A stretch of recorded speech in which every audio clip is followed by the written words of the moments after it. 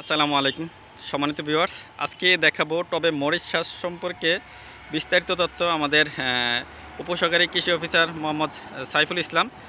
টবে মরিচ চাষ সম্পর্কে বিস্তারিত তথ্য আপনাদেরকে জানাবে। এটা কি মরিচ, কি জাতের মরিচ, আর এই মরিচ সম্পর্কে বিস্তারিত তথ্য আপনাদেরকে জানাবে। আপনারা ভিডিওটি শেষ পর্যন্ত দেখতে থাকেন। এখনও যারা এই পেজটি ফলো করেনি ফলো করে দিবেন, আর এই পেজ চ্যানেলটি যারা এখনও সাবস্ক্রাইব করেনি সাবস্ক্রাইব করে নেবেন। আসসালামু আলাইকুম স্যার। আসসালাম, ভালো আছেন? জি ভালো আছেন? আছি আলহামদুলিল্লাহ। প্রিয় দর্শক, আমরা আসলে এই মুহূর্তে দাঁড়িয়ে আছি সিলেট অঞ্চলের সিলেট হর্টিকালচার সেন্টার। আচ্ছা, আবার যে জায়গাটিতে দাঁড়িয়ে আছি এই জায়গাটি হচ্ছে সিলেট হর্টিকালচার সেন্টার। এখানে আজকে আসলে মোটামুটি ঘুরতে এসেই একটি মরিচের চারা আমার চোখে পড়লো, দেখে খুব ভালো লাগলো। সেই সুবাদে এই আপনাদের সাথে শেয়ার করা। এই যে দেখতে পাচ্ছেন মরিচ গাছটি, আসলে মরিচ গাছটি হচ্ছে থাই মরিচ।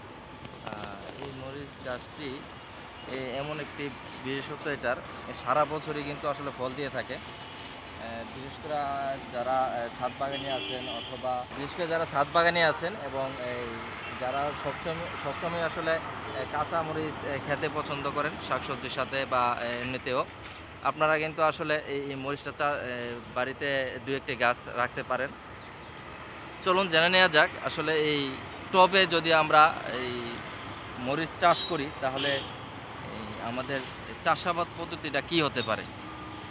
সেই পর্যন্ত আমাদের সাথেই থাকবেন ইনশাল্লাহ। প্রথমত আমরা যদি এই একটি টব নির্বাচন করি, একটা আদর্শ টব সাধারণত 10 ইঞ্চি সাইজের হলে ভালো হয়। এই 10 ইঞ্চি সাইজের যে টবটি, এই টবটার মধ্যে যে আমরা মাটি প্রিপারেশনটা করব, বিশেষ করে দোআঁশ মাটি নির্বাচন করার চেষ্টা করব। এবং আমরা যদি দেখি এই যে মাটি, এই মাটির যেই এই পুরো মাটিটা আছে, যে মাটিটা টব দিয়ে পরিপূর্ণ করতে হবে, এটার 3 ভাগ যদি আমরা করি, 3 ভাগের 2 ভাগ কিন্তু আমাদের এই দোআঁশ মাটি দিব এবং 1 ভাগ আমরা কিন্তু জৈব সার দিব। তবে খেয়াল রাখতে হবে এই টবের ক্ষেত্রে, টবে যখন আমরা কোনো ফল চাষ করব বা সবজি চাষ করব, তাহলে টবের ক্ষেত্রে কিন্তু জৈব সারটাই হচ্ছে কিন্তু প্রাধান্য দিতে হবে বেশি। কারণ পরবর্তীতে কিন্তু রাসায়নিক সার দেওয়ার তেমন একটা সুযোগ থাকে না, ক্ষতিকর প্রভাব পড়তে পারে বিশেষ প্রয়োজন না হলে। তো সেই জৈব সারটাতেই কিন্তু আমাদের যে পুষ্টি উপাদানগুলো আছে সারা বছর গাছকে কিন্তু এটা দিয়ে থাকবে। সেক্ষেত্রে আমরা মাটি প্রিপারেশনের আগে কিন্তু এই যে এই 2 ভাগ এই দোআঁশ মাটি এবং 1 ভাগ যে জৈব সার,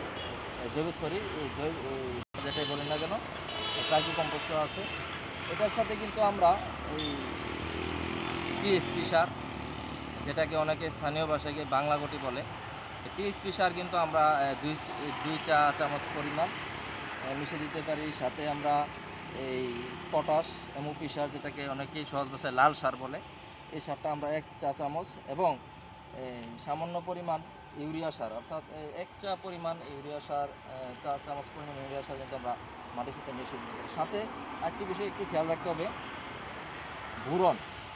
এই বোরনের অভাবে কিন্তু অনেক সময় মরিচ আঁকাবাঁকা, মরিচের পাতা আঁকাবাঁকা হয়ে যায়। সেই দিকটা থেকে পরে আসি, একটু বোরন, সলুবুর বোরন বা বরিক অ্যাসিড কিন্তু আমরা মাটির সাথে একটু মিশিয়ে দিতে পারি। তারপরে আমরা একটি আদর্শ চারা দেখব, যে চারাটার 3 থেকে 5টি পাতা আছে এবং সতেজ একটি চারা আমরা রোপণ করব। এর আগে একটু কথা বলে রাখি, এই চারা রোপণ আগে যে আমরা সার মিশাইলাম, আমরা কিন্তু এই 8 থেকে 10 দিন এইভাবে প্রিপারেশন অবস্থায় রেখে একটু উলট পালট করে এবং এটাকে কিন্তু পরে কিন্তু আমরা চারাটা রোপণ করতে হবে। রোপণ করার পরে আমরা যদি যাই, চারা যত্ন নিলাম, তারপর চারা আস্তে আস্তে বড় হলো। এই অনেক ক্ষেত্রে দেখা গেছে মরিচের একটা কিছু প্রবলেম নিয়ে যদি আমি বলি আপনাদেরকে, মরিচের সবচেয়ে বড় প্রবলেম হচ্ছে এই পাতা কোঁকড়ানো। পাতা কোঁকড়ানোটা কিন্তু আসলে মূলত 2টা কারণে হয়ে থাকে। ভাইরাসের কারণে হয়ে থাকে, তারপরে আপনার মাইটের কারণে হয়ে থাকে, পাশাপাশি ভাইরাসটা যেটা ছড়ায় এটা হচ্ছে সাদামাছি। এই ভাইরাস ছড়ালে কিন্তু এটার আর কোনো প্রতিকার করা যায় না। সেজন্য সাদামাছিটাকে নিয়ন্ত্রণে রাখার জন্য আপনাকে কিন্তু কিছু পদক্ষেপ অবলম্বন করতে হবে। সেক্ষেত্রে যদি ছাদে অথবা বাড়ির আঙ্গিনে 1-2টা গাছ থাকে, সেক্ষেত্রে আমরা রৌদ্রোজ্জ্বল জায়গায় রাখতে পারি। যেখানে ছায়া পড়ে সেখানে না রাখবো। এবং বেশি সমস্যা যদি হতো তাহলে আমরা কিন্তু কিছু মশারি দিয়ে এইটাকে এভাবে একটু আবদ্ধ করে দিতে পারি। পাশাপাশি বেশি যদি প্রবলেম হয় সেক্ষেত্রে আমরা কিন্তু এই যে এসিফেট গ্রুপের কীটনাশক অনুমোদিত মাত্রায় কিন্তু আমরা ব্যবহার করতে পারি। পাশাপাশি যদি মাইটের আক্রমণ হয় সেক্ষেত্রে আমাদের ঘরোয়া পরিবেশে কিন্তু আমরা এটাকে কিছুটা নিয়ন্ত্রণ করতে পারি।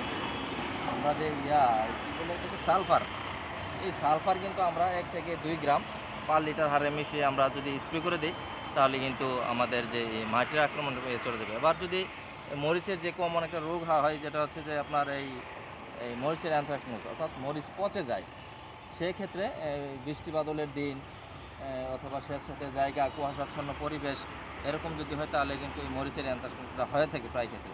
যদি হয়েই যায় সেক্ষেত্রে আমরা কি করব, এই যে পচা মরিচটা অপসারণ করে দিব এবং পচা রোগাক্রান্ত মরিচ অপসারণ করে দিব। পাশাপাশি আমরা কার্বেন্ডাজিম গ্রুপের ছত্রাকনাশক যেমন অটোস্টিন, বেবিস্টিন এই জাতীয় ছত্রাকনাশক আমরা 1 লিটার পানিতে 1 হারে মিশিয়ে কিন্তু স্প্রে করে দিতে পারি।